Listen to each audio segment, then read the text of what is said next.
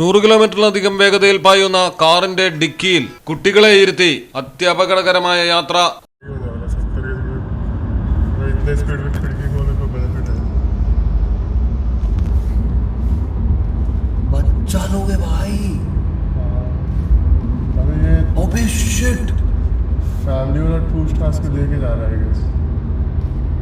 ഹൈദരാബാദിലാണ് അപകടയാത്ര.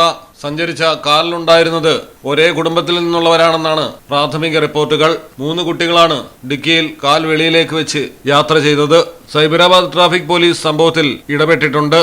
ഉടൻ തന്നെ വാഹനമോടിച്ചയാളെയും വാഹനവും കസ്റ്റഡിയിലെടുക്കാനുള്ള നിർദ്ദേശം നൽകി കഴിഞ്ഞു. News desk Malayalam television.